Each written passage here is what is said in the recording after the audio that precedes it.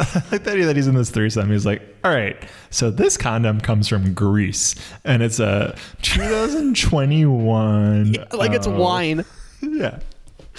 So this one is lambskin, which, classic. Makes me feel like an animal. Makes me feel like a hunter. Makes my member downstairs feel like he conquered nature.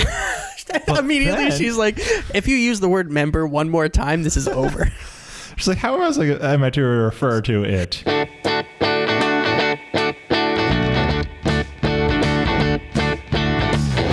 Hello, and welcome to the Lyric Boys podcast. I am Lucian Flores, and with me on Zoom, my favorite application ever is Andrew Stieglitz. Andrew, say hello.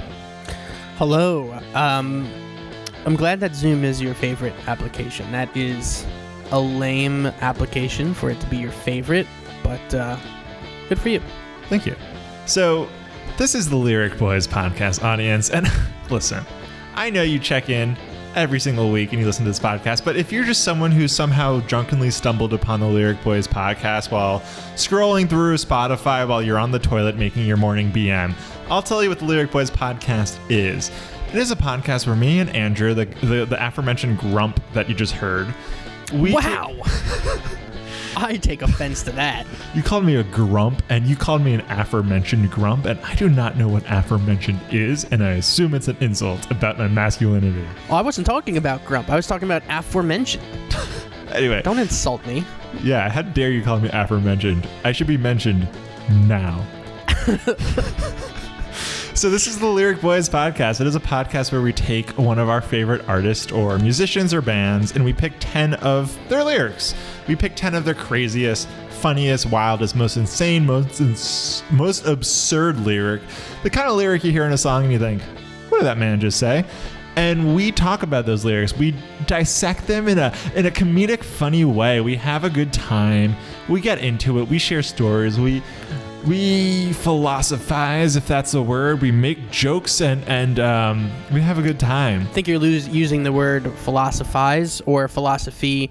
You're stretching it because I would not consider us philosophers in the absolute least. Because as you were about to say, this is not a podcast for lyrical analysis, is it? No. It is not a podcast for lyrical analysis. You might learn a little bit about the artists we talk about, but also we're trying to make jokes here, and sometimes jokes are incongruent with funny, smart anecdotes. I already just stumbled upon my words there, so that proves it. I think that you are seriously trying to insult me right now by using words like incongruent. Who the fuck do you think I am? You're Andrew Stieglitz, and you're my partner in this podcast, and I love you, and the audience loves you, and in our discourse and our banter is great. Never use more than a 2-syllable word in my presence. So on this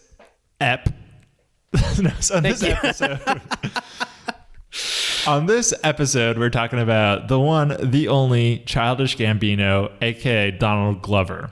And we're going to talk about 10 of his lyrics, and yeah, it's going to be a good time. I'm excited for this episode because Childish Gambino has crazy lyrics. And listen, audience at home, if you don't know him or if you want to know more about him, listen to my man Andrew Stieglitz as he introduces Childish Gambino. Andrew, tell our lovely content hounds, audience at home, who he is. Yeah, so Childish Gambino, aka Donald McKinley Glover. You may know him from his role on the hit show Community as Troy Barnes. You may know him as the writer, producer, creator of the show Atlanta on FX, where he plays Ernest Marks. You may know him as a young Lando fucking Calrissian from Solo, A Star Wars Story. Or you may know him. We play Battlefront 2. Or his dressed role as Donald Glover, and we hang out with Donald Glover every night in our homes. His role in Battlefront 2, the greatest online multiplayer action game, third-person, first-person shooter. Don't fucking at me about that. Or you may know him from his rap career, his rap moniker as Childish Gambino.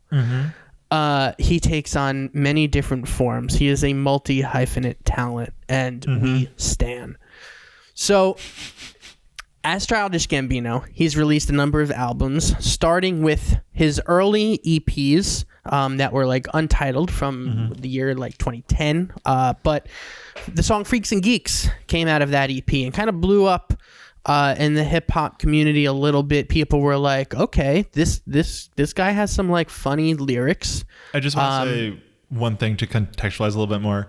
Give me. At this point, when Donald Glover was releasing these EPs, Freaks and Geeks, he was already a couple seasons deep into Community. So that's kind of how, just at that point. He was one season deep into Community. Okay. Yeah. So he was, and at that point also Community wasn't a super hit. Season 1. I don't know if it was ever a super, it kind of became a cult classic. Yeah. But like, yeah, so he was an actor. He was working, he actually was staffed up as a writer on 30 Rock before all of this. As a college student, which is, and I didn't even how mention smart he is and why his lyrics are very referential and filled with. Yeah, he wrote episodes of 30 Rock. I didn't even mention in 2012 he had a stand-up special come out that's on Netflix right now called Weirdo. Damn. So he's fucking all over the map. He's a hilarious comedian, actor, rapper, but also just beyond being hilarious, he's just a super talented musician. Yes. So Freaks and Geeks comes out season 1 of Community, and he starts to gain some fame. He starts to gain some notoriety in the hip hop world as both an actor and a rapper.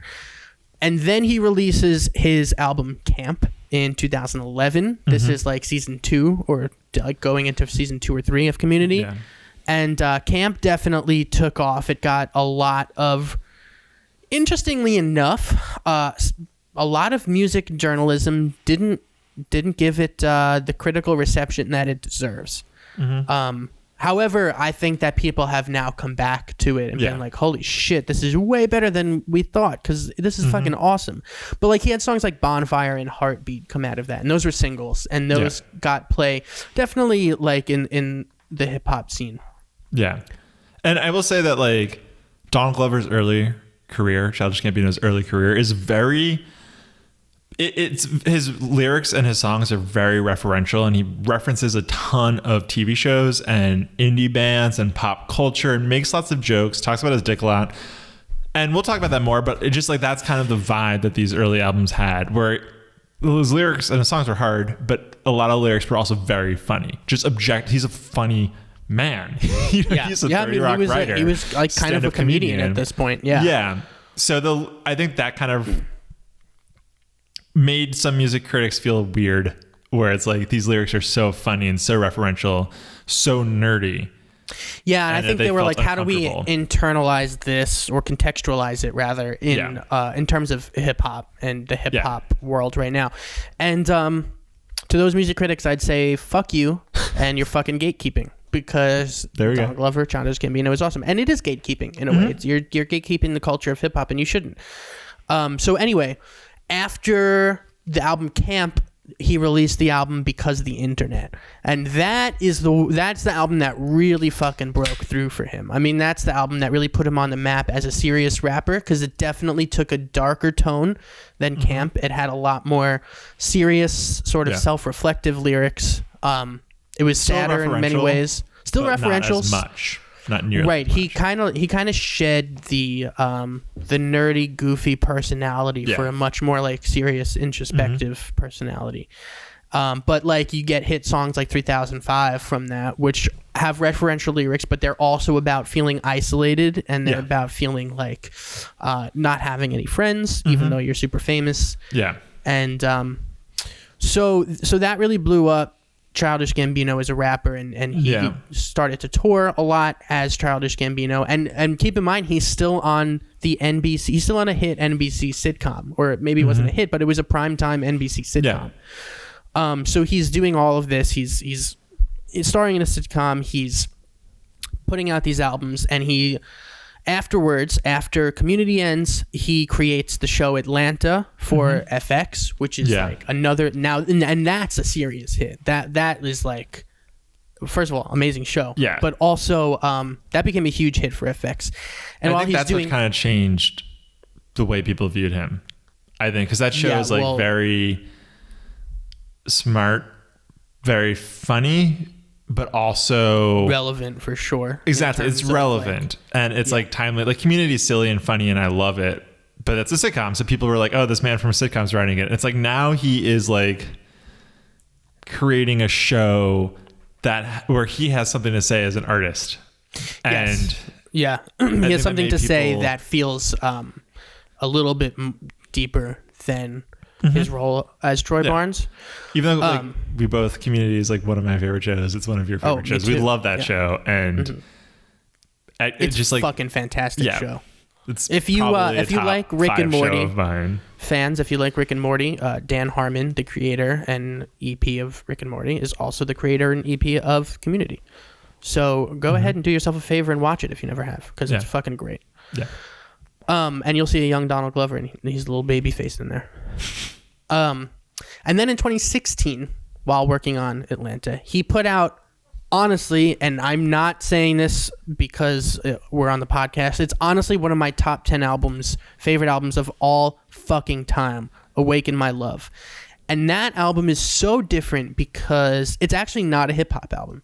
It's like an R&B soul funk album that you could almost, if you played it for somebody and was like, this is an old like 1970s like Parliament Funkadelic album, they'd be like, clearly oh yeah, inspired. this is like a P-Funk album, and it really fucking sounds like it. It's very like George Clinton influenced, very P-Funk influenced. Even the cover looks like a 70s P-Funk kind of like, almost like Maggot Brain, almost like the face on the cover. Oh, I fucking love Maggot Brain. And I love that shit. I love that like 70s like funk rock type. And it's so much less referential. Like, are there even references to any show or like there's no jokes? There's less lyrics. There's less lyrics because it's not a hip hop album, so it's very instrumental based. And here's an interesting fact. His producer on all of these albums, but like the main guy for especially for Awaken My Love, wrote the music that you hear in Community. So I love that. Ludwig Göransson, I think his last name. I'm glad you brought up Ludwig Göransson, because one thing I really thought was cool is the way he and Donald Glover continued to work together. Because if you think about like Childish Gambino's first albums were while he was on this TV show, so of course he turns to the person who was making music on the TV show. Another person would be like, okay, I got big, I'm going to turn to other people to make my music. Instead, he and Ludwig have kept that collaboration, and now Ludwig has become this huge, I don't know. He wrote a lot of songs for the Black Panther soundtrack. Exactly. Also. He did the Black Panther movie, and he also did The Mandalorian. He does all the score for that. Oh, yeah. So, it's cool to see multiple people grow and mature together, and I think it's nice to see awesome. That. And reading interviews, like Donald Glover would have to tell Ludwig, like, or Ludwig, whatever. He was like, he really pushed the direction for Awaken My Love to be like a 70s style sounding album, even to the, like towards like the sound of the drums, where it's like I want a very dry kick drum. I don't want like an 808 beat. Like everything is like real instruments. It's like all like there's guitars and there's cool synths and there's great percussion, and it is so fucking good. I can listen to that album every goddamn day. Redbone was the big hit. Yes, Redbone came out of that, and Redbone was also used in the movie Get Out by Jordan Peele. Oh yeah. And that actually that knowledge, you know so much. Bad joke. Didn't even have to, dude. None of this is actually coming. This is off the fucking dome too. I have no notes on this. Yeah. But like I just remembered that Redbone was in that movie, and it's great. It's all great. He has recently, so like he does this thing that a lot of artists do. I feel like where he'll just be like, I'm retiring. Yeah. And I feel like so many bands have done that, and then they're like, just kidding, here's an album. LCD Sound System. Yeah, exactly. So like he did that a couple years ago. He was like, I'm not putting out music anymore. And then he fucking releases a new album.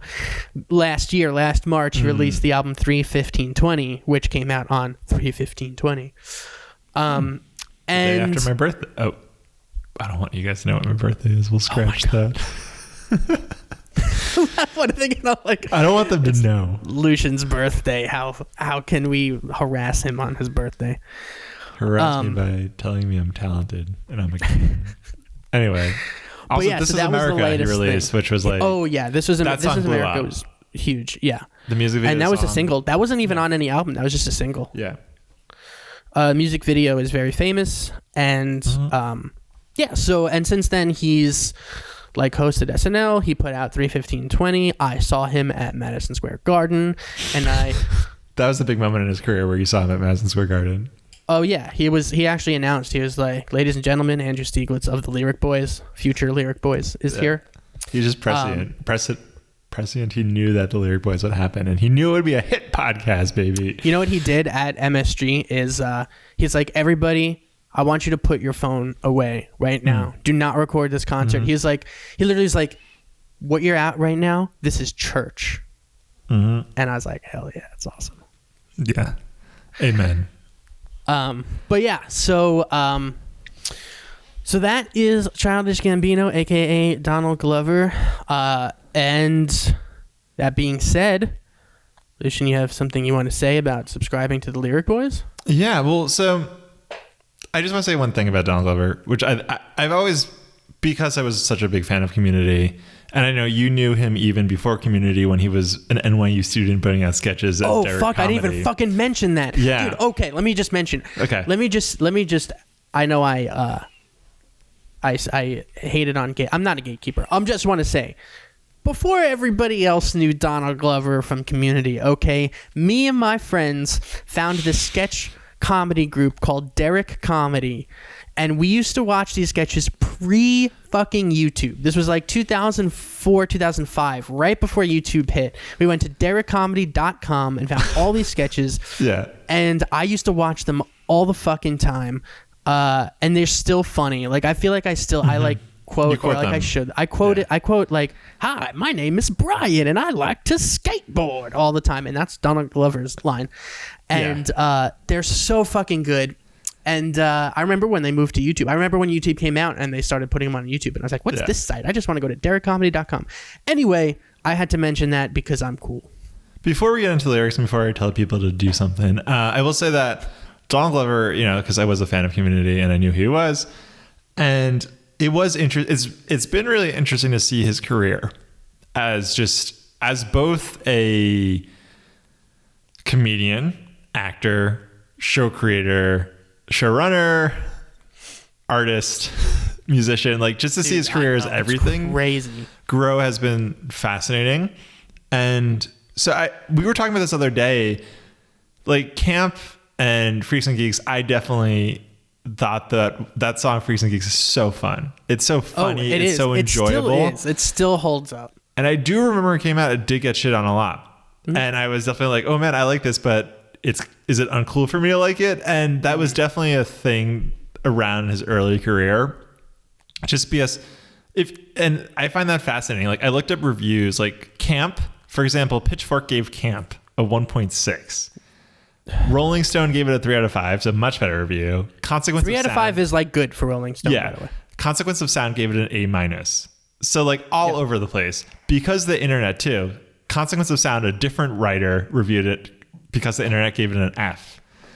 What? Spin Magazine gave it a 2 out of 10. But then Pitchfork gave it a 5.8, so clearly they were like, okay, it's much better for them. And then XXL gave it a 80, Pace Magazine gave it a 74, Rolling Stone gave it a 3.5, DIY gave it a good rate. So like 3.5 is really good for Rolling Stone, by the way. Yeah, once like again, a 4 out of 5, like Beatles albums will have like 4 out of 5. So once again, all over the place. So it's been really interesting to see, and now his music is at a point where I think people just like it and they're like, it's good. Like. Yeah. In some way, I was thinking about, it reminded me that the reaction to Donald Glover's early career reminded me of the reaction to like Lana Del Rey. Oh, in the sense that people, when video games came out, Pitchfork hated like this personality of Lana Del Rey. And they're like, who is this person? She's fake. So it's a different sort of thing where this is Donald Glover is very much who he is. And people weren't like, who's this nerdy like dude? Why don't I want to listen to his music? It just... in the sense that people didn't understand it, and then it took a long time, and then they became universally beloved. Just in that in that regard. And I still think he's underrated in many ways because like even just saying like he was an actor, stand-up comedian, fucking showrunner, writer right out of college, did sketch comedy, put out multiple hit award-winning albums, toured as a musician. Like, who the fuck does this? Like, I feel like he still is just like he's still not as big as some other rappers out there. And it's just like it kind of blows my mind. I'm just like, how are we not talking about Donald Glover every day, all the time? He's one of the rare people who's good at both being a musician and being an actor / comedian, because there are people that do that who aren't good. Yeah, sure. And he's so good too. It's like disgusting how good he is. Yeah. So let's get into the lyrics. But before that, I will say, audience at home, if you're a big time fan of this podcast, you know what the hell is going to happen right now. But if you're just, once again, stumbling upon it and you listened to the first like 10 minutes on the toilet making that morning BM and you're like, damn, who are these guys? I like it.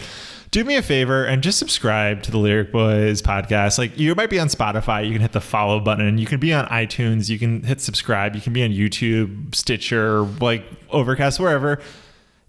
It makes us smile whenever we see our subscriber counts go up.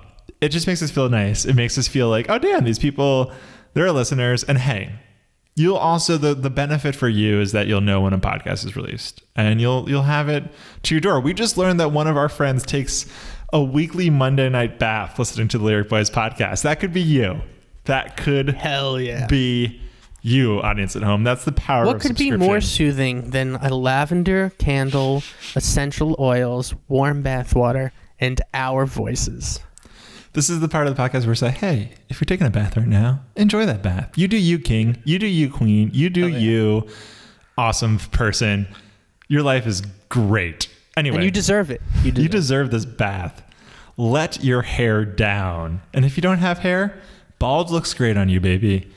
I personally hate baths. I would never take one myself. Okay. I have a sensory problem with the bathtub, but that's just me. So let's get into it. Steve, let's give me your first Childish Gambino lyric. Yes. Okay. My first Childish Gambino lyric comes from the album Camp, which is his first album. It's from the song Bonfire. Mm-hmm. And the lyric is, okay, it's Childish Gambino, homegirl, drop it like the NASDAQ. Move white girls like there's coke up my ass crack. Move black girls, cause man, fuck it, I'll do either. I love pussy, I love bitches. Dude, I should be running PETA. And that's a perfect example of like how he, especially in his early career, is genuinely hilarious when it comes to these lyrics. But like, I love that last line especially. It was like, I love pussy, I love bitches, I should be running PETA. It's like... Sorry, I talked over you. Say it again. You didn't talk over me. For the last line. Just give me that PETA one again. I love that line, especially this line. I love pussy, I love bitches, dude, I should be running PETA. So funny. That is so fucking hilarious. And it just makes me think of like a guy running for like PETA president and his docket is just like, I love pussy, I love bitches. Like, what else do you need to know? I feel like someone was wearing someone was drunk off their mind wearing a fur coat walking down the street and they get red paint thrown on them by PETA and they're like, hey man, like, why do you throw red paint on my fur coat? And the person at PETA is like, listen. And they go into this big tirade about how like fur is bad, like subjugation of animals is bad. And the person just like fucking drunk out their mind. They're like, wait a minute. This is an organization where you guys are fans of both pussy and bitches? Sign me up as president. And the kids are like, no, that's not what PETA stands for. And you're like, honey, I know what PETA stands for. I know your euphemisms. You have a cat. You have a dog. I know what that means. Hell yeah. I should be running this shit. Yeah. It's the vibe I get. And I love it. It's so funny. I'm sure PETA got mad at this. I'm sure PETA was like, Mr. Glover, your mischaracterization of PETA. Oh my God. They would do that too because they're so obnoxious with that shit. Yeah. It's just like, we're making a joke. Fucking relax. It is so funny to imagine the guy who's just like, it's like the class president type person like in middle school, and there's like the serious one, and then there's the guy who's just like, I love pussy and I love bitches, and everyone's like, hell yeah, him for class president. Or like someone who's high and is just like, I love pussy. I love bitches. Dude, I should be running PETA. Yeah, that moment of like, oh my God, I'm going to run for PETA. Don't even tell me not to. Dude, it's a great idea. The person's like, what do you mean run for PETA? That's just not something you could do. And you're like, shut up. I'm going to run. He doesn't say running PETA. He says, I'm going to run for PETA. And they're like, can you stop smoking right now? Please, you're so high. What's so crazy about these early Donald Glover songs are just like how there are so many jokes. There are so many jokes. And they're good. They're good jokes. They're really funny. Yeah. Which is almost like doing the Lyric Boys podcast. We're not used to doing someone's lyrics who are like purposely making really funny lyrics. Like some of the lyrics we do talk about are tongue-in-cheek or funny. But a lot of them are also like serious or different, and we make jokes about that. This is like, this person is like making hilarious jokes. So it's like, how do you even talk about Move white girls like this, coke up my ass crack. Also, putting the word ass crack in a hip hop song is so fucking perfect. Like it so doesn't fit, but also is just like, there could have been no other word to say. Like you could say coke up my ass, or like, but like ass crack. Like what a visual that word is. So there's another lyric in this song that I didn't pick, but is just classic, and I almost did, is my dick is like an accent mark. It's all about the over ease. Yeah. Or the ovaries. Hilarious. Yeah. Just it's so punny. It's so funny. It's punny. Funny and punny. It is great. Yeah. It's great. We love that lyric. Yeah. This is why the song was like entertaining as fuck, and people were like, hell yeah. Yeah, and then but like again, you get those gatekeepers who are like, hip hop should be serious, like it can't be funny. It's like, fuck you, it could be serious and funny.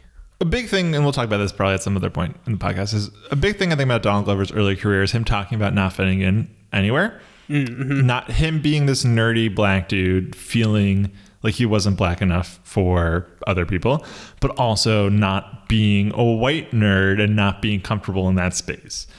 And it's him not fitting in, and it's him not feeling there's a place in the world for him.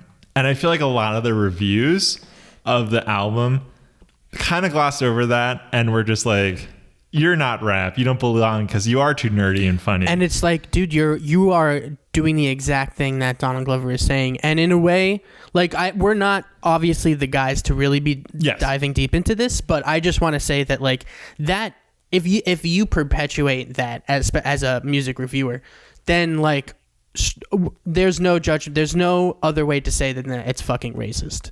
Yeah. Like to tell somebody like Donald Glover you don't belong in rap because you are making funny, nerdy, referential lyrics, then that's fucking racist. Yeah. And I think that's one reason I've always really respected Donald Glover is that, hey, he fucking does what he wants to do. Yeah. And he knows he's fucking talented and he'll do it. But yeah, that he was able to be really vulnerable in these lyrics while also being incredibly funny. Yeah, absolutely. I got to turn on these lights real quick because it's fucking dark. All right. This is the solo illusion part of the podcast where I get crazy. So if the podcast were a Lucian solo podcast, it'd be like, hey, I'm Lucian and you're listening to Lyric Boys. But Lucian, what do you think? And it'd be like, hi, Lucian, you are such a handsome snack. And it'd be like, oh, Lucian, stop. Seriously, stop. You've tried that shit on me over and over again. And I'd be like, Lucian, fair. But whenever you're ready, I'm there for you. Anyway, I was trying to imagine what a solo podcast would be like, and I did not like it. You know, I'm going to keep this in. Great. So let me do my first Donald Glover lyric. You want to hear it? My first Childish Gambino lyric. I do. So I picked a song from Because the Internet, which I think that is my favorite Donald Glover album. I just really think that is a good album. Mm-hmm. And so the song is Roman numerals 2. Worldstar. So the song is Worldstar. And I think this song introduced me to the concept of what Worldstar is, like the website where people, it's like a video, it's like a YouTube website, but it's known for like people fighting and someone in the background going Worldstar. And then that became just like anytime anything there's a contention in the people are like have a disagreement. Someone it's known for like Worldstar. crazy street fights, or like crazy shit where you're like, oh fuck. That's the reaction I feel like I get while watching Worldstar. Yeah. So the lyric in the song Worldstar, and I love the song. This is like Donald Glover being a little less jokey, but still very funny. Mm-hmm. And this song kind of like it's very hard, but the song kind of unfolds like he's rapping, and then in the middle of the song there's like a Worldstar-esque fight, and then people just chant Worldstar, and then it ends with like a really jazzy, cool outro. So it's a very cool song, and I enjoy it. But the lyric is, she on Hollywood and Vine, thinking that she Hollywood on Vine. Throwback. That's it. That's all. That's the whole lyric I want. I mean, you remember Vine? I remember Vine. Well, yeah. I don't know if a lot of the TikTokers out there or the Gen Zers may not remember Vine. I'm sure they do, but they were young. So let me just explain what that like. So basically, Donald Glover is talking about this person who's on Hollywood and Vine, which is an intersection in LA. Just to be clear and be an analysis person, that is an intersection in Los Angeles, the city of in California. And this woman is making a video on Hollywood and Vine, thinking that she's Hollywood on Vine. So she's thinking she's like a Hollywood actress, and on Vine, which was like the original TikTok, right? Mm-hmm. This lyric is 6-second videos. 6-second videos, very funny. But this lyric is hilarious. That is a funny lyric. But also, I was thinking how this lyric only works in that one example. Any other way, any other street intersection, any other app, it doesn't make sense anymore. So it's like she's on I forget exactly which LA streets intersect, so LA listeners don't get mad at me. But if you're she's on Vermont and 6th, thinking that she's Hollywood on Instagram Live, that's not a good lyric anymore, right? No. Or if you're okay, she's on Hollywood and 6th, thinking she's Hollywood on Vine, then you don't have the both lines. So that doesn't work. I got to go one. She's on Hollywood and 6th, thinking that she's Hollywood and sick. There you go. Or she's on Hollywood. It's not as good as Donald Glover, obviously. She's on Hollywood and Vine, thinking that she's Hollywood on TikTok. Doesn't work. So this lyric came out at the perfect time where you could be Hollywood on Vine while being on Hollywood and Vine. And there's not many intersections where that would work for an app. What? There's no Twitter street. There's no Instagram street. There's no Facebook street. There's no any of these streets. Let's shout out Silicon Valley app developers. Please make another app that corresponds to a street so that we can have another lyric like this. Please. The next app has to be there's a new app, Clubhouse, right? Yeah. So maybe Clubhouse it's a baseball team. Sometimes. You could be she's Hollywood in the baseball clubhouse, thinking that she's Hollywood on Clubhouse. Boom. Or just make an app that's just 45th Street. She's on Hollywood and 45th Street, thinking that she's Hollywood and 45th Street. I do feel there should be an app called Broadway. That seems like an app name. Ooh, good one. That's good. All right, Silicon Valley app developers. Patent pending. You heard it here first. If anybody tries to develop the app Broadway, we're coming to sue you. That reminds me of the fact that there's someone who had the name @Lucian Flores on Twitter and then got fucking banned for Twitter for suspending the Twitter terms and whatever. And I've always been motherfucker, Twitter, how long has this account been suspended? Why can't you give it to me? Everyone's going to look up Lucian Flores on Twitter and think I got suspended for doing something bad, and it wasn't me. It's this random other person, and I want that username. So listeners at home who work for twitter.com, please help me out. I think this is a conspiracy because I think what you're going to do now is tweet something so horrible and offensive so that you can go back to this podcast and be like, it wasn't me. I didn't do it. It was the other Lucian Flores. See, I already said, this was even before this tweet came out. See? It would be a real lesson for me and humiliated if just the user count at NYC Lucian on Twitter just skyrocketed thanks to this pod. Anyway, what's your second the Childish Gambino lyric? You fucking sellout. You sellout whore. Listen, I don't have any problem with selling out. I'll totally do a Lyric Boys episode on ExxonMobil if we could. I would do that.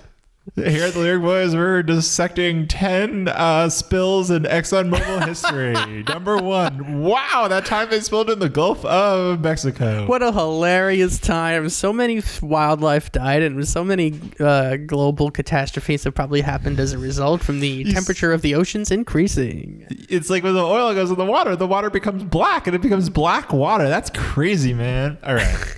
We're losing the audience. They're finishing up their BMs, and they're like... Time to go to life now. Wow, they're finishing up now. It's been like a half an hour. DMs. My second lyric is also from the same fucking song. It's from Worldstar. And the lyric is... Great song. It's a great song. The lyric is, put shrooms in my roommate's coffee and got more likes than a white girl talking. Love it. That's very funny. I looked up... like more likes than a white girl talking. So that could mean two things, not to get super analysis heavy here, but it could mean how white girls, when they talk, to a lot of times they're like, you know. Or it could also mean that he's specifically talking about like white girls on YouTube tend to get a lot of likes at this time. Especially, Lyrics Genius points out Jenna Marbles is one of the people. Do you remember Jenna Marbles? I remember the name. I don't think I ever watched her videos. Anyway, she was just a white girl talking, and she blew up and got a lot of likes. She went to BU, by the way. Boston University. Shout out us, because we went to Boston University. Go Terriers. Check out that pennant for the YouTube watchers who like to look at our beautiful snack faces. They can see the Terriers pennant in the background. Hell yeah. One of my favorite tropes in comedy is, I've told you this before, it'll never get old to me. What? It doesn't matter how overplayed it is. When a character unknowingly takes drugs and goes on a trip, it is so fucking funny. Okay, yeah. So like, put shrooms in my roommate's coffee. I do not condone doing that in real life. Yeah. But like, that's just like the start of like, ooh, like what's gonna happen now? Like, I want to see that play out. Like, I want to see what happens. Like, he goes to work and he's just like, I don't feel so good. Something's a little weird. I got two things to say about that. One is like, I could see that being a hilarious vine that people loved. And it's like, my roommate is on shrooms and is experiencing ego death. Please laugh at him. He's like, I have found my true nature. Everyone's like, look at this idiot. Second one is, you told me a story the other day about your granddad. And if someone were filming that, do you think that would go viral?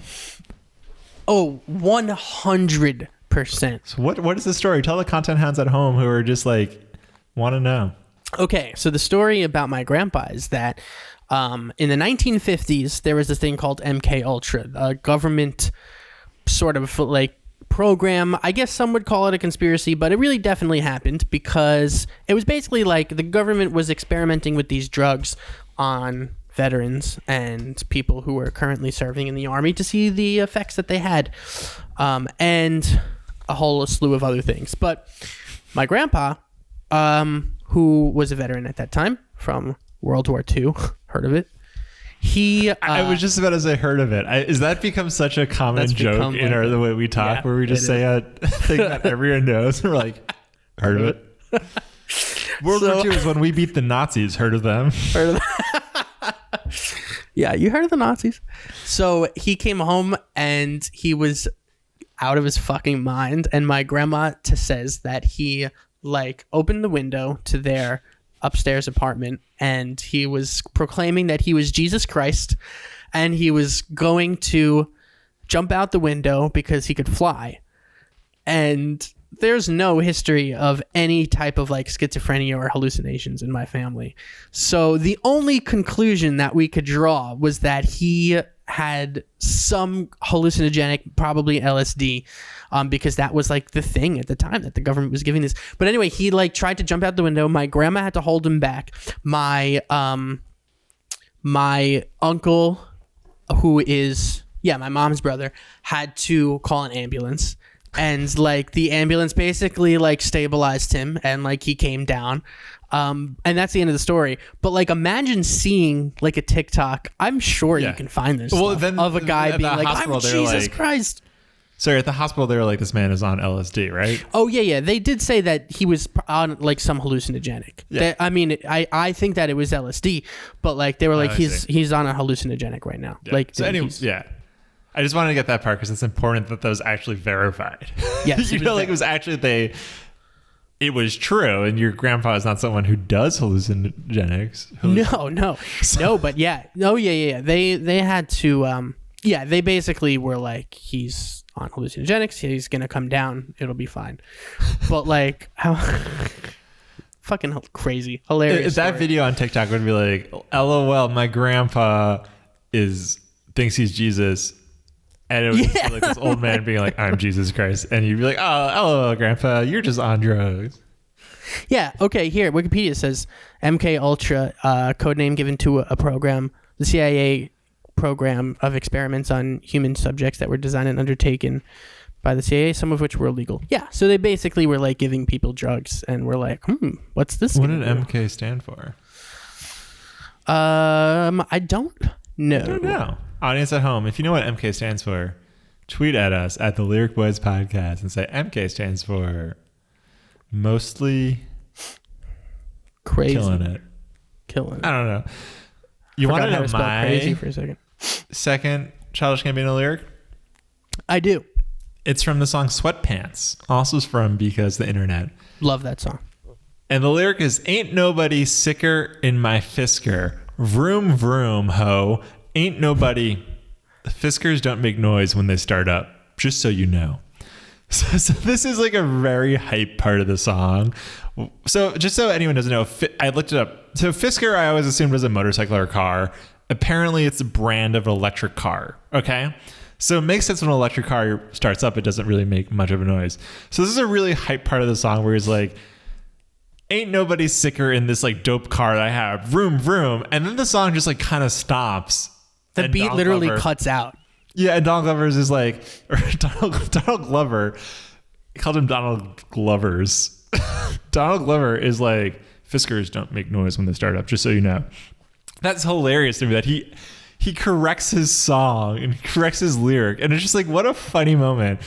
So, yeah, I imagine him talking to like Ludwig or the producer and being like, listen, I'm rich and I want to tell you something about being rich. That's like the character he's playing here.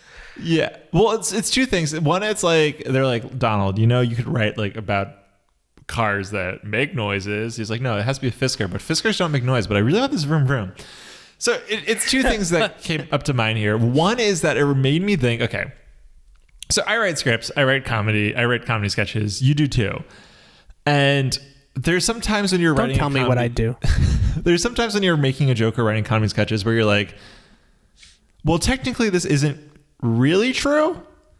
And you're like, and it's like, no one cares if this thing, like, okay, example, in the Mighty Ducks movie, when they do a flying V, they are offside. In a real game, that would not count because they are offside. And the play would be called dead. All right. No one cares. No one's watching the Mighty Ducks being like, nerdiest thing you've ever said on this podcast. So no one watches the Mighty Duck movie and are like, oh my God, they're offside. That goal does not count. The Ducks lose. Go Eagles or whoever they play, right? Mm-hmm. So this is to me like that type of person who is like, you have to be technically true. And I feel like that's always like, sometimes when you like do like get notes from people that are like, technically like, in order to do this, you got to do this. And it's like, okay, but no one cares. No one gives a shit. You know, the Mighty Ducks movie isn't made for like an NHL player to watch and be like, oh, that's the strategy. I need to. Yeah. Barry Trotz, the coach of the Islanders, is like, okay, it's time to watch the game film now. And it's just the Mighty Ducks. Yeah. So it kind of reminded me of that. It's like, you have to be accurate at all costs. And you know what? If being accurate means this joke is less funny, then so be it. Imagine if every comedian was like that and like they put an asterisk on like every joke and they're like, listen, this didn't actually happen. Like, last night I was at the bar and I got so drunk. Actually, I only had one beer and this was at Applebee's, but it's funnier at a bar. And it's funnier when I'm drunk because what I'm about to say is problematic. And actually, it happened to a friend and not me, but it's in my voice, right? So. And also, I'm making this up. It didn't happen to anybody. It just came to mind, and I thought it would be a funny story to share. Do you like it? And also, I'm not live doing comedy in front of an audience. I am naked in a shower, and I've already shampooed, and I'm shampooing twice because I don't like my family, and I'm safe in here. And also, I am chained up in a padded room in a straitjacket because I can't stop talking to myself. Yeah, so this is the song for that. Second thing I saw is that Lyrics Genius was like, this could be a reference to Kendrick Lamar's Backseat Freestyle where he goes, start up that Maserati and vroom vroom, I'm racing. I would buy that. I would buy that is a reference to it, but I don't know if it is, but just very funny lyric. I love the idea that he wrote the song and like someone else was like, listen, this is a great song and Fiskars I know work in your rhyme scheme but they don't make noise at startup. So you're really going to have to mention something because, okay, I know most of your audience is just like normal people, but there are people out there who really love Fiskars and those guys are going to go on the message board and be like, Donald Glover doesn't know anything about electric cars. I'm just trying to think of like other lyrics where you could be like, now hold on. Technically, the metaphor I'm making here is a bit of a stretch. Okay. You know, when I say we are the champions, really we weren't technically the champ. We came in second place, but it's just more fun to say that we're the champions. Okay, you can check out of the Hotel California, and you can leave. They don't imprison you there forever. Okay, you can check out anytime it's actually you want, a lovely but you just place. can't never leave. That's not true. They're gonna let you leave because if they entrap you there, that is a violation. That is a violation, and they could be sent to jail. Sing us a song. Eagles, so sing us a chill. song. You're the Piano Man. I actually wasn't. What I was technically playing was it's like an accordion that had like piano keys on it, but that didn't flow. Yeah. Anyway, give me your third Donald Glover lyric. I was technically playing a synthesizer. Okay, my third Donald Glover. It's a synthesizer turned on the piano setting.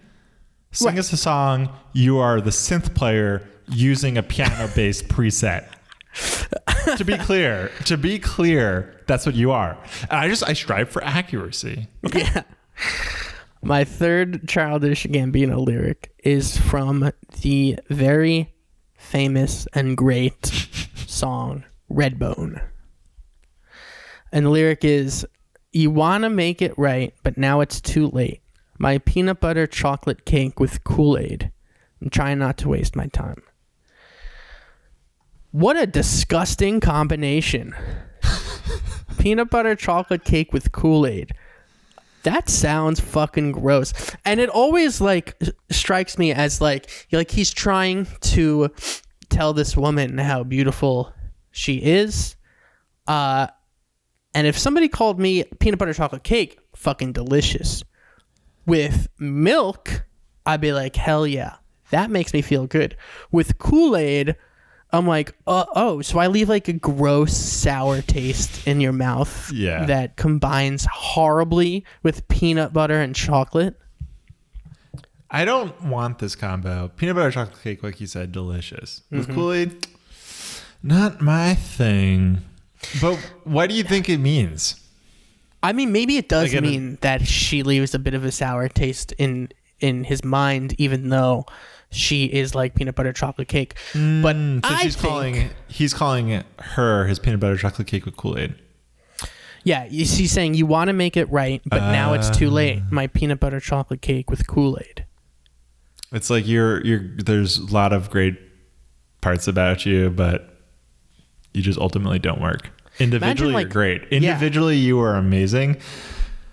But it's a great way to convey to someone, like if you're breaking up with someone and you want to explain to them exactly why that you don't like them, and like you can't quite find the words. You're like, listen, there's a lot of things that are great about you, but you just leave like there's something sour about you that I just can't vibe with. And they're like, well, what the fuck do you mean?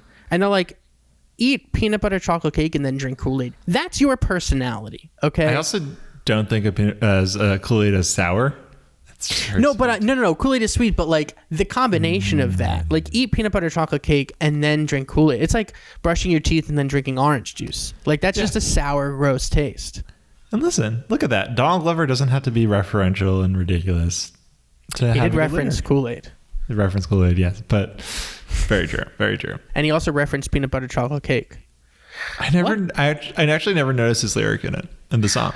Oh, it stands out to me so much because the way he says it, like I hear his like falsetto. It's kind of, this is gonna sound gross, but like I hear his like mouth and tongue because he's like I feel like he's very close to the mic.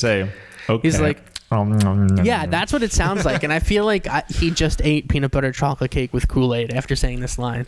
Listen to it now, and you'll hear him like chocolate cake and Kool-Aid. Yeah, it sounds like he's very close to the mic, and I love like the texture matches with like the drums and the guitar. But okay, I look forward to listening to that. And I will say that was the part of the podcast where we just lost all our listeners who were like, Lucian he's masticating too hard. Am I right, folks?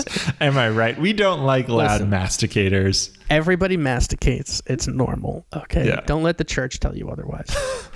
Yeah. Don't let the church. But then we get a loyal ASMR following though. And we're just like, hello. I love ASMR. You have said that. You said that you don't like ASMR, but I fucking feel it. Hello and welcome to the Lyric Boys ASMR edition. You gotta whisper. Hello, on this episode, we are talking about Donald Glover, who I happen to really like. I'm Lucian Flores, and with me is Andrew Stieglitz. On this episode, we're talking peanut butter chocolate cake. So that's how you do ASMR. You get that like. ASMR creeps me out. I'll just be very fast with this. In the past, when I used to make comedy sketches pretty regularly, I used to look up sound effects on YouTube to go with the sketch because we did not have sound libraries and we didn't pay for things. And so, we did some things we weren't allowed to do. And I remember once looking for a squishy noise. So I looked for pasta being mixed around in a bowl, which is a very squishy noise. Mm-hmm. And I came across this ASMR video that there's this woman who was basically making pasta and talking about it with ASMR. And she's like, pasta is from... I can't take those videos seriously. And I was just like, who's watching this? That's like, okay, I want ASMR. I want my neck hairs to tingle, but I also want to know about the great Italian cuisine of pasta. Wow, I can't believe this video satiated both of my needs in one. Love it. All right, what's your third lyric? So this is my first camp lyric. So it's from the album Camp, and it's from the song LES, which... Lower East Side for all my non-New Yorkers who really need to know. Shout out to the Lower East Side.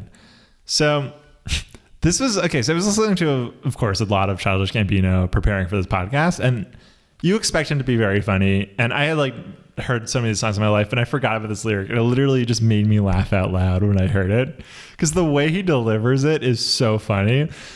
But the lyric, he's talking about this kind of hipster person. And the lyric is, she got ironic tattoos on her back. That ain't ironic, bitch. I love Rugrats. And it's just like, oh, man. So that is like a classic Donald Glover, very referential lyric to Rugrats, which is, you don't know, it's a TV show about a bunch of kids who are babies. Nickelodeon crawling around, having fun. Just the idea that the way he says this lyric is so impassioned. He's like, bitch, I love Rugrats. Yeah. It's as if how dare you make fun of Rugrats for being an uncool thing to like in your late 20s. Rugrats is cool no matter when. Right. You think you're being ironic by having Tommy Pickles in his diaper on your back. Not only is that not ironic, it is so genuinely, Tommy Pickles is a role model. Okay. So you may as well have fucking Gandhi on your back, okay? So Donald Glover goes to therapy and he's like, hey, therapist, listen, I'm dating this person and I really like her and she's got a tattoo of Rugrats on her back. And the therapist is like, Donald, this is a breakthrough. In many, many, many, many repeatedly constant sessions, you mention your love of Rugrats and how it shaped your worldview. So this sounds like a win for you. And Donald's like, listen, but she has this tattoo ironically. Right. She doesn't and I love Rugrats. So what's a Rugrat lover to do, you know? Well, that it is a little insulting sometimes if somebody, if you genuinely like something and somebody's like, I guess I like it in like an ironic way. It's like, fuck you. It's the worst, right? Yeah. It's like you genuinely love like, if you were to like genuinely love Rick Astley's Never Gonna Give You Up, and then suddenly everyone's like, oh, we're Rickrolling each other. You're like, you're sending a link to my favorite song of all time as a joke. Why? It's good. Or also, like, how far do you go with the joke too? Like, look at me. Like, I'm doing hardcore drugs as a joke. Like, get it? How ironic is it that I'm shooting up heroin right now? Like, haha, get it? I do have a lyric later in the podcast that I think touches upon this territory some more, but I will say that so many phrases I have started to use in my life as jokes have become part of my lexicon. Yeah. Like slaps and like lit and like my king and like queen and like girl boss and like they really have the slaps is 100% part of your real vocabulary now. I'm like, all right, lyric boy stans, lyric boy fams, this podcast slaps and you know it. And if you're a girl boss at home and you want us to tell us about how you're a queen and how I'm your king, and this is a podcast for you, baby. Anyway, engage in our content online. Stan is definitely one that started ironic for me, and now it's kind of slipping into my real lexicon. So many. Oh, it is 100% slipped into your lexicon. It has slid into your DMs of your lexicon. Oh shit, you're calling me out, dude. All these, even like little things like saying yo sometimes, or dude, or like some like even saying dude started as a joke for me, or like brother, or like. As if like a really earnest brother is really funny to me. And it's just like, wow, how do these... I remember dude started as a joke when I was in 9th grade.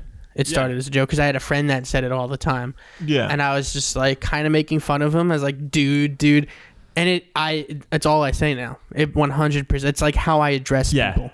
It's also a problem in my text language when I'll send a text and I'll be like, why am I the way I am? I'll send a text that's like, hey, you want to hang out tonight? Like, that'll be fun. And it's like, hey, playa, let's say you and me engage in some content creation. Yeah. Your texts sometimes sound like a 15-year-old's executive of like a major TikTok page trying to like create content with people. It's literally, I think today you texted me, I'm going for a walk because it's nice outside. And I was like, I stan a beautiful nature-loving king. Yeah. Go get that walk. Other day, you deserve it. The other day, I thought about this recently because the other day we were playing Battlefront 2. Heard of it? And you said, and I said, Star Wars Battlefront 2, our favorite game of all time. Best online multiplayer game. Don't fucking at me. And, I said to you, hold on, I got to get a drink real quick. And you said, hell yeah, we stan a hydrated king. And it kind of like, in an unironic way, I was like, thank you. I am doing my best to keep myself alive. So that's all anyone can ask for in these times. We stan a hydrated king. And I stand by that statement. I will say that like there's some times where I just have become overly enthusiastic as a person. I am a very enthusiastic person at times.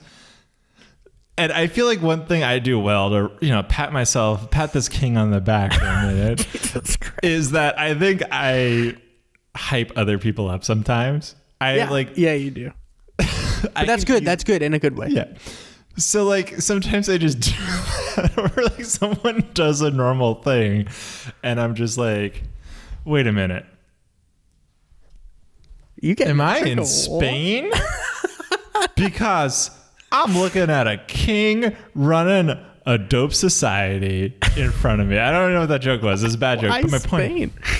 Is there even a king in Spain? I don't think so. I think there is. Okay. Who's the king of Spain? It doesn't matter. It does not matter. The king of Spain is Felipe VI. Duh. King Felipe. You literally said that like you said it like duh before you said duh. You're like Felipe, bro. You don't know who fucking Felipe is? Felipe Juan Pablo Alfonso de Todos los Santos de Borbón y de Grecia. Okay? King of Spain. Sounds like a joke name. It does sound like a name. It's like, okay, when are you going to end this name?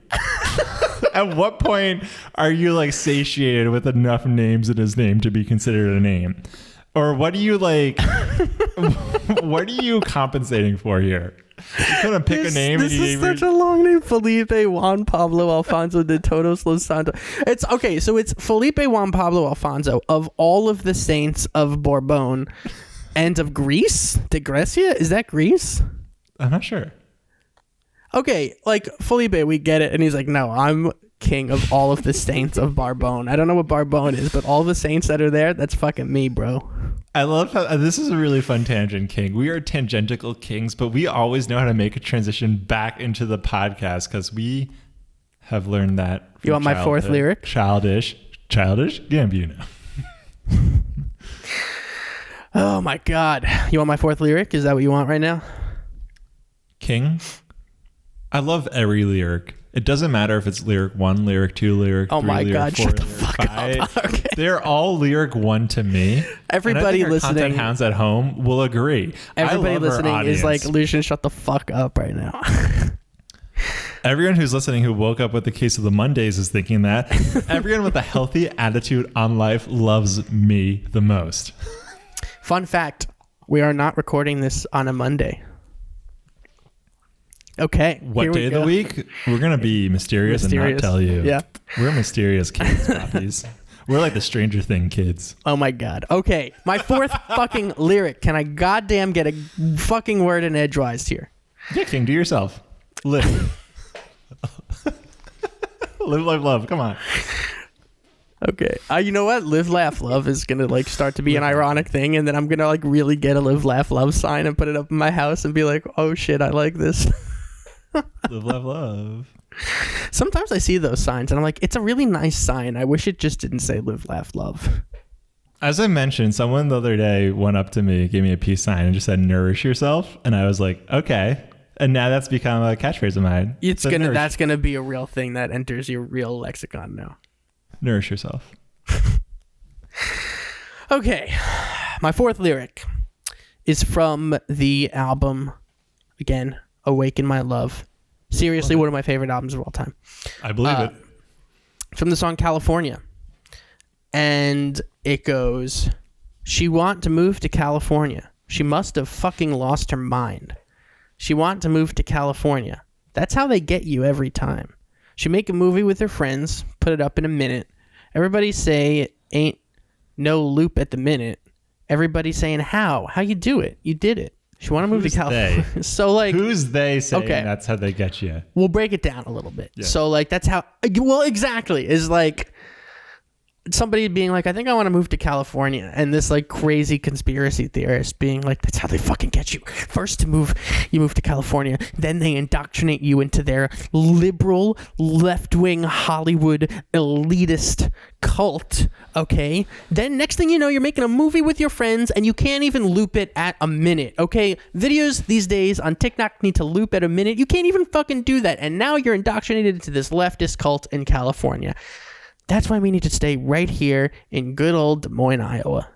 King, I have done enough ganja and I have been out in the sun a long enough a time, and I don't drink water because you know what's in the water, aka fluoride, aka mind control, aka Bill Gates, aka I'm a smart man. My favorite website is no website because I keep my information free of anyone telling me what to do.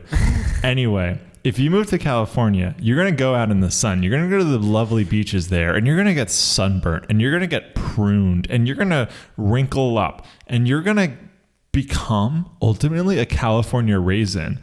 And they're going to put you in a tin and sell you back to the man so people can eat you up. And that's why you don't go to California. And that's how they get you. That's how they get you. That's how they get you. But imagine going to your friend and be like, she wants to move to California. She must have lost her fucking mind.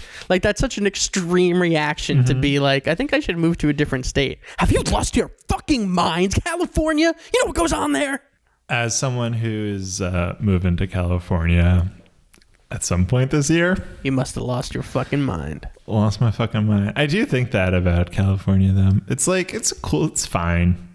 I like It's fine. New York is I stand New York. It is a state that has everything. California also has everything. But you know what? I'm from New York, and I'm always going to have that New York pride where I have to needle at California a little bit and be like, you're not the best. And I just don't know if I'll ever be able to shed that. I understand it. I think California does. Like, New York has everything, but also California has everything. Like, California legit has, like, cities, mountains, skiing, desert. Fucking, it's beautiful. I love it. I stan. I'm a California stan. Love it. Do you want to hear my next lyric? If you haven't lost your fucking mind. Yes. So my lyric is from the song Do You Like, which is from a mixtape that Donald Glover made called The Cul-de-Sac. All right, we get it. We get it. You're cool. In 2010. You're fucking doing mixtapes and shit. So he says these huge famous albums out, and you're like, I'm going to pull from a mixtape, okay? Because I'm like that, okay? I respect the intelligence of the content hounds at home. I respect that they have varied and diverse tastes. So I'm going to give him a lyric from here, a lyric from there, a lyric from there, a lyric from there. It's not like we make an Interpol lyric, an Interpol podcast, and Andrew Stieglitz pulls lyrics only from their most famous album, Turn on the Bright Lights. Like, he doesn't respect the content hounds at home who are living their best lives wanting varied song selections. I pull lyrics from songs that I know. Yeah, that's the difference between you and me, among other things. Right, among that, I'm just better in every way than you. Yeah. My under 6 foot friend. Oh, wow, that was really douchey. That was really douchey. I hate myself for saying that. I don't actually think that's. I'm keeping it in. Keep it in. I'm red. I'm a red king right now. Okay. So the lyric. I'm proud of my average height. I know. It was mean. I don't think I'm better because I'm taller and I could dunk a basketball and I could block you a basketball and also I could reach planes and put luggage into planes. Give us your fucking lyric already. How about that? Thank you. Thank you for being the conscience and the voice of the audience. I need you. So the lyric is, yes, I'm drinking whiskey. Baby, I am gone tonight. NBC is not the only thing I'm coming on tonight. Gross. Why the fuck I say these things?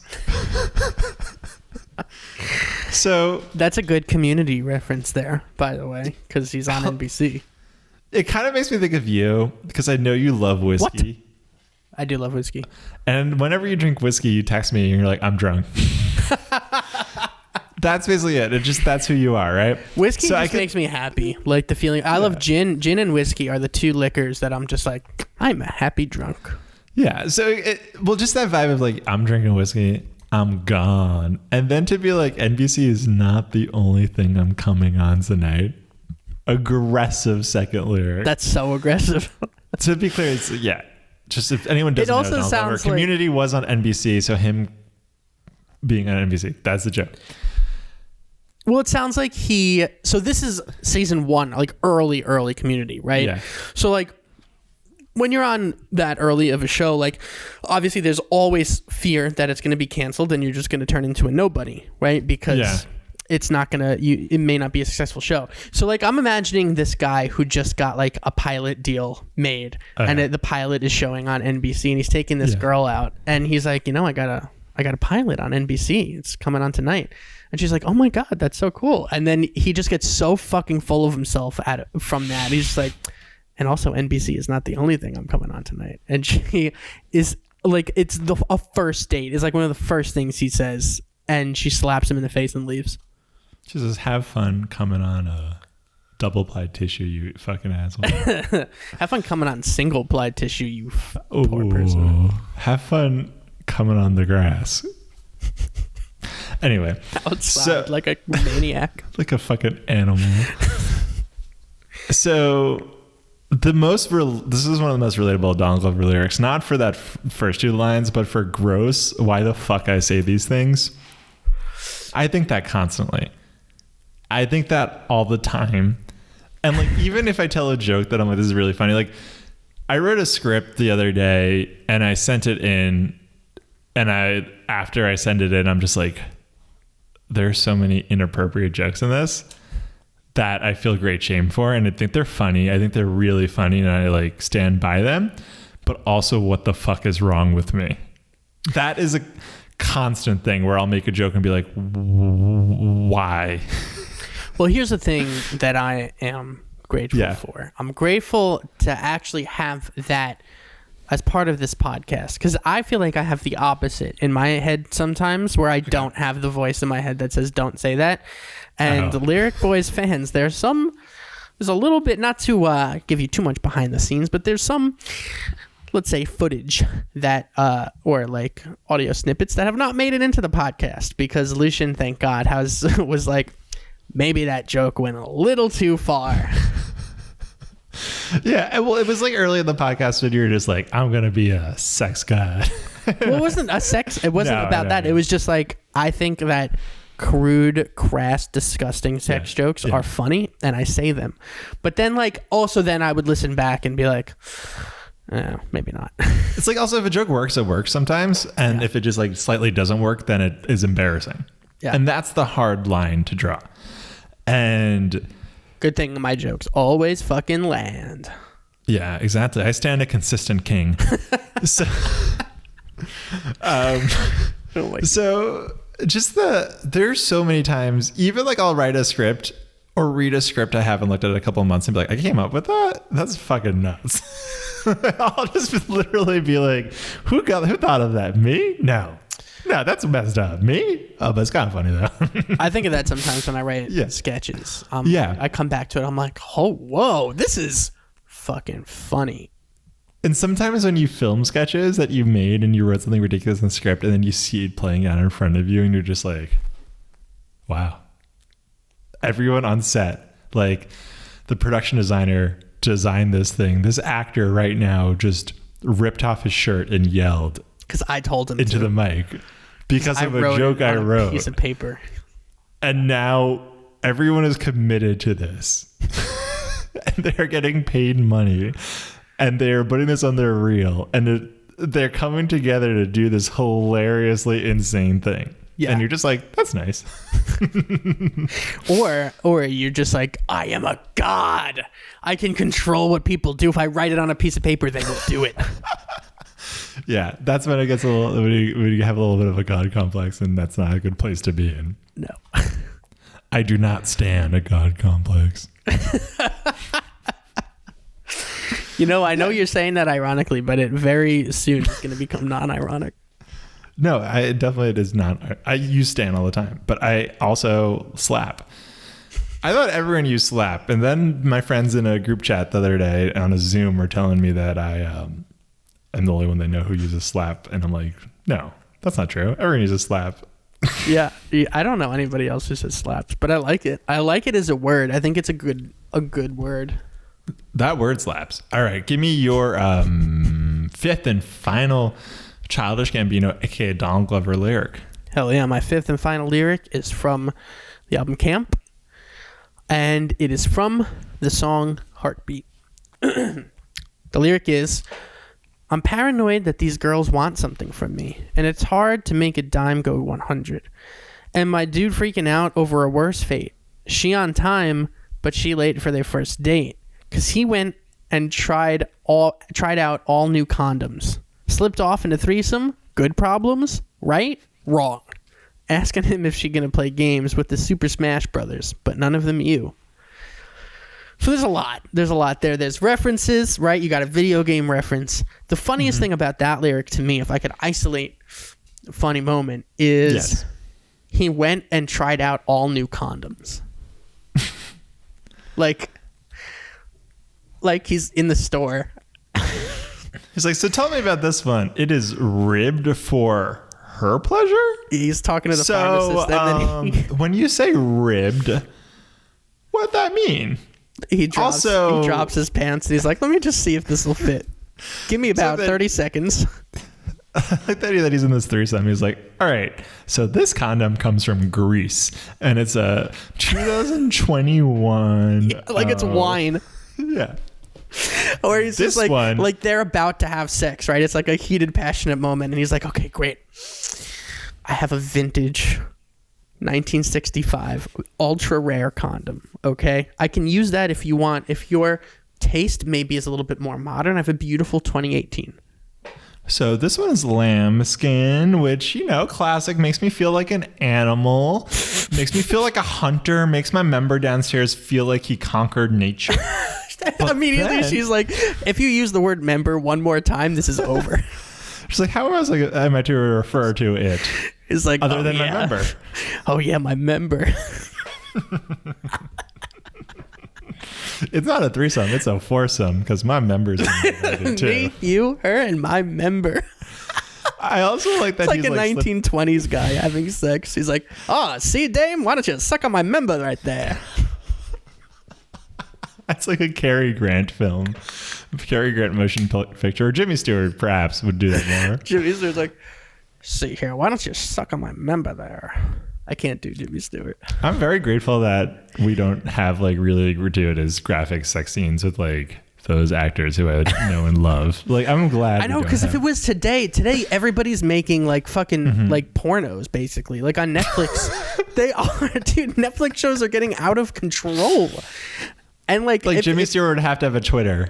He would have to have a Twitter, but also he'd have to do full frontal nudity in order to work as an actor today. Yeah. So and he would have another funny thing about this another funny thing about this lyric is slipped off in a threesome. Good problems? In what world is that a good thing?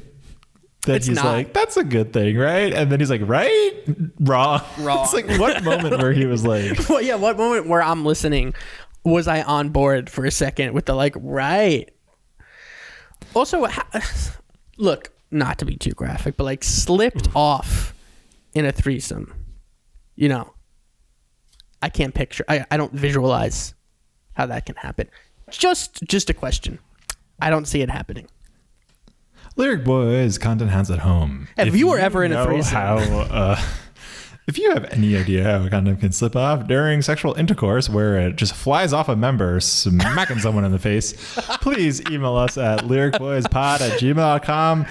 Subject line RE slipping off a member. It's for Stieglitz. And send us an email and let us know. The way you describe it is he's having just regular sex, right? And all of a sudden the condom falls from the sky and he's like, whoa, how'd that happen?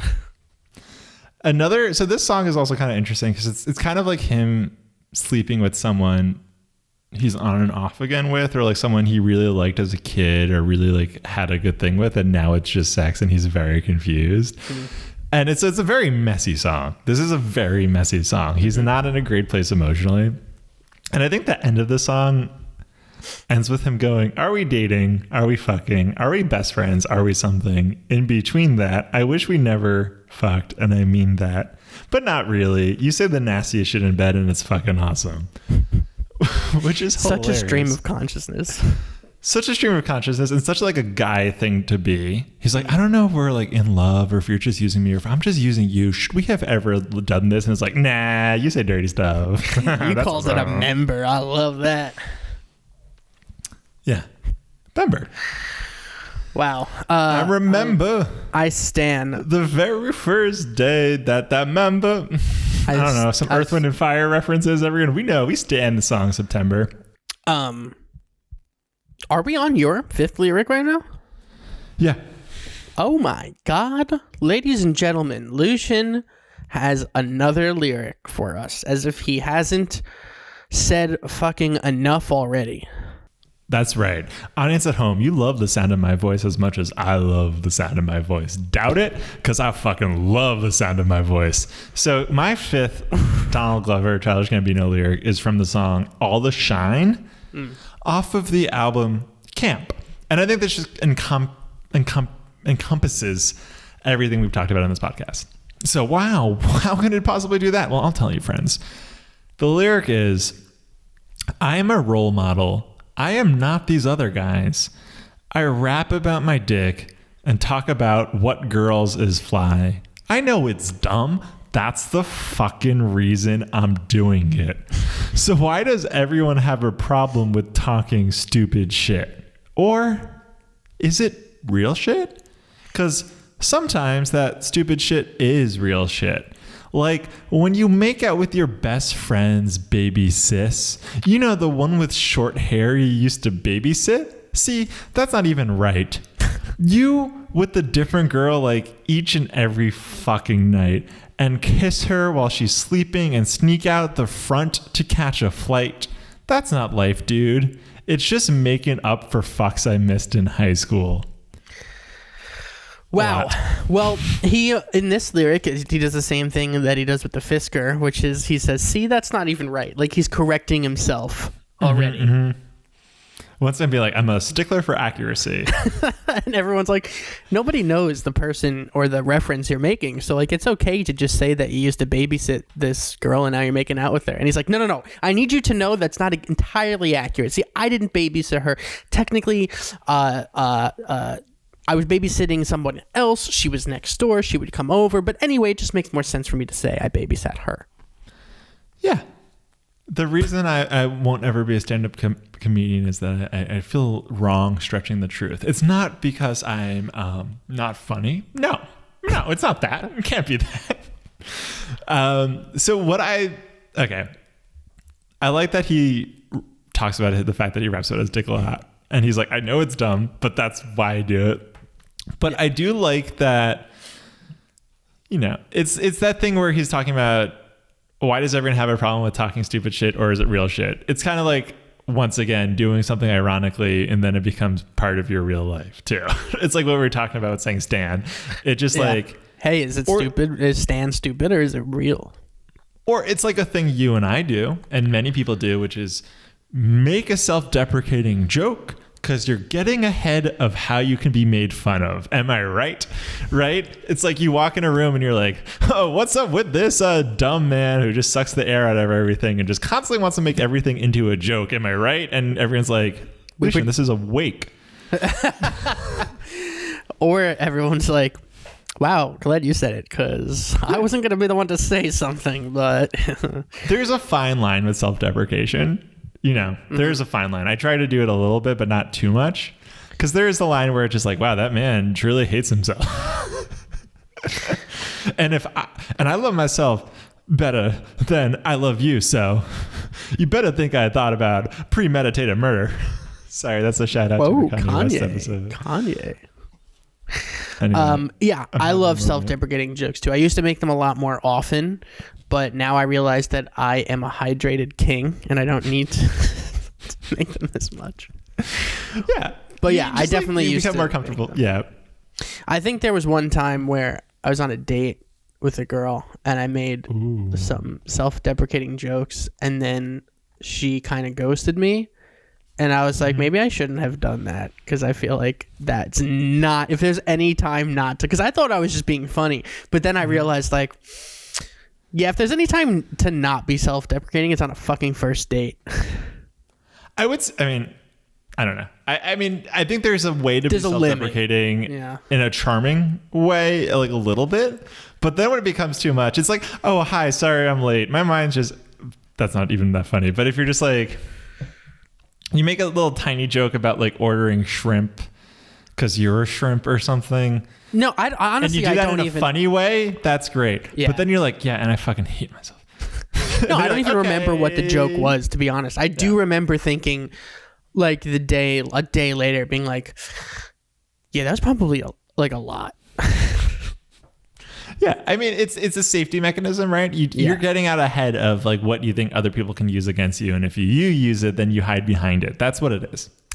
Wow, and Dr. Flores here, everybody, this world-renowned psychologist. I stan myself.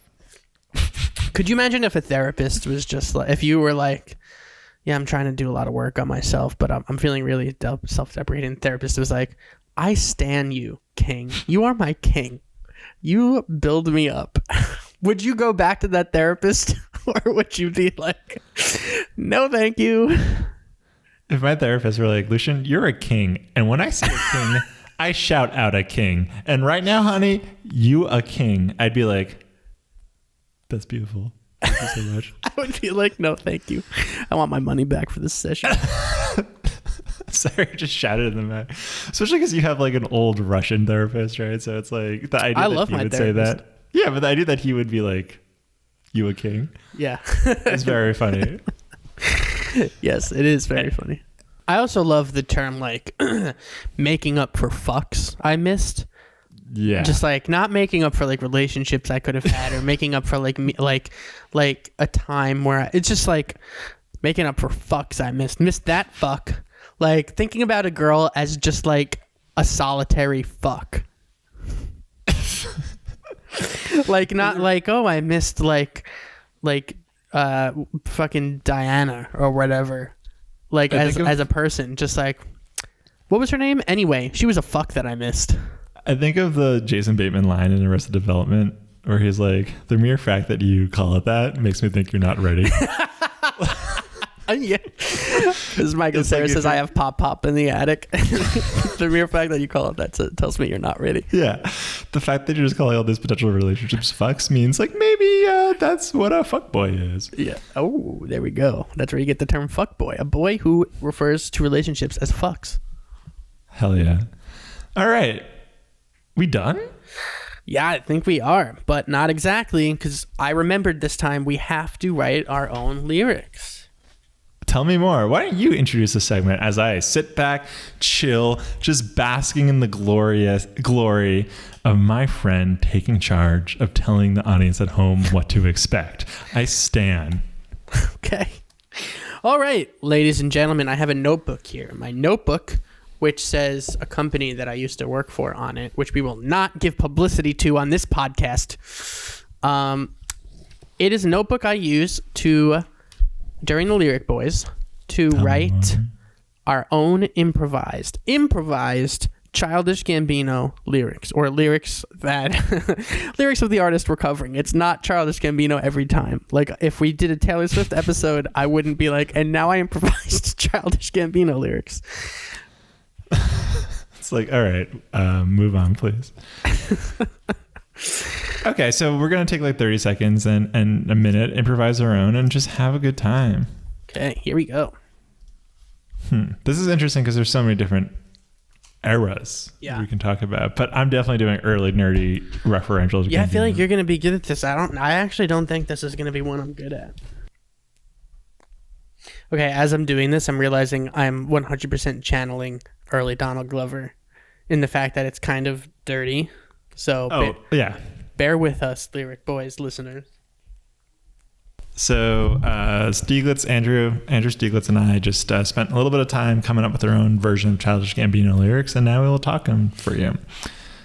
I like the idea of giving them fake song titles. So this song is called... I don't actually want to give a song title because it will ruin the surprise. Okay. This is called Untitled. Okay, great.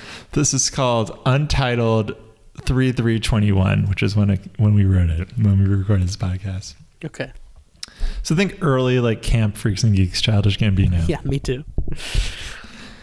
I'm childish, baby. That means I wear a diaper. Already. Oh my God. All right. Like dill pickles crawling on the rug, buttercup. 10 years later at the urinal standing right beside you. Get a load of this member. That's what I call all grown up. Because I don't give a fuck. I flop it out. No hands peeing like I'm Kobe. Wow. I can fill your crack up like I'm fucking grout. Drink it up. That's refreshing. That's a Sobe. Nice. I think you should call that song Sobe Life Water. Yeah. Wow. What I'm most proud... Call that all grown up. Honestly, what I'm most proud of is the lyric, it can fill your crack up like I'm fucking grout. Or I can fill your crack up I'm fucking grout. What is grout?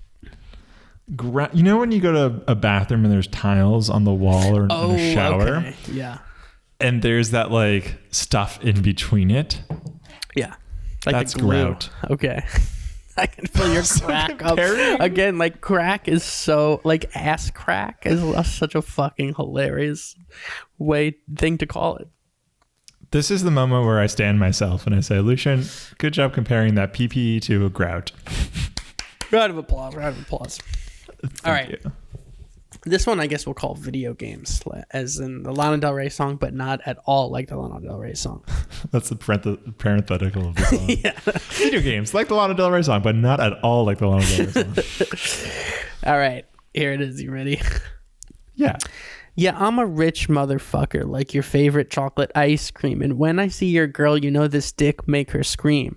Yeah, I love PlayStation, I love Crash Bandicoot. And when we're having sex, it's a real fucking hoot. I'm a wise man, better listen to what I preach, or I'll snatch up your girl like Bowser does Princess Peach. We'll get real fucked up like we're in the Mushroom Kingdom. And by the end of the night, all you'll want to do is sing, damn. Nerd. That's a very referential video game referential rap. It's almost That's like not Childish Gambino at all. It's just like if Childish Gambino played a lot of video games. That's like when you're too nerdy, but you want to prove that you're not nerdy. So you're just like, yeah, that's right. I make Princess Peach orgasm. Can I say I stand my own line here. When we're having sex, it's a real fucking hoot. I'm a wise. Oh no, sorry. I'm a wise man, better listen to what I preach, or I'll snatch up your girl like Bowser does Princess Peach. Come on, That's really man. funny. So let's sing these both. Let's read these both again, because I do like. All right, let me hear yours. Now that we've heard it, so my song I'll call Sobe. Which, if you don't know what Sobe is, it's just like a type of snap. It's like a drink. It's like a vitamin Snapple. water. Yeah. Yeah, I don't know if they're that big at all or around anymore. Who They're knows? around. I'm childish, baby. That means I wear a diaper. Like dill pickles crawling on the rug, buttercup. 10 years later at the urinal standing beside you, get a load of this member, that's what I call all grown up. Because I don't give a fuck, because I flop it out. No hands peeing like I'm Kobe. I can fill your crack up like I'm fucking Grout. Drink it up, baby, that's refreshing, that's a Sobe.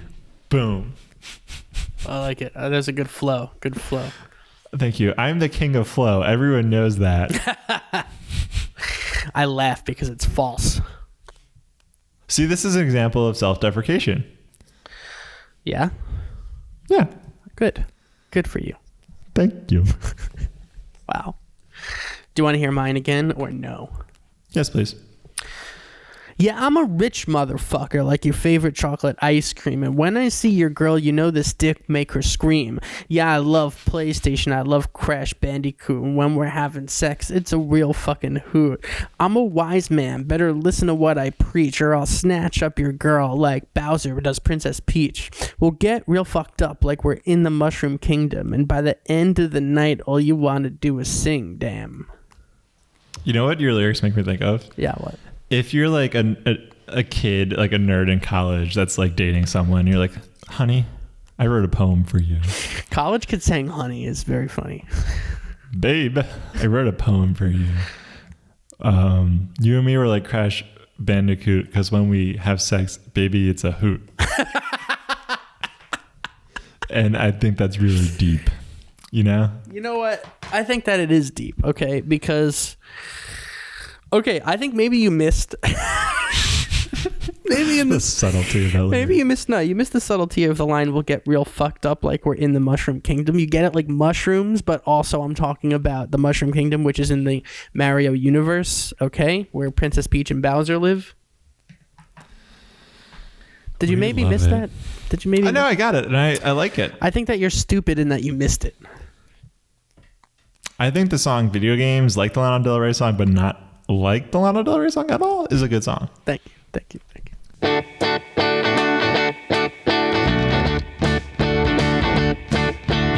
Oh wow, look at the time. It is time for us to leave and sit around thinking, damn, why did I say these things I said?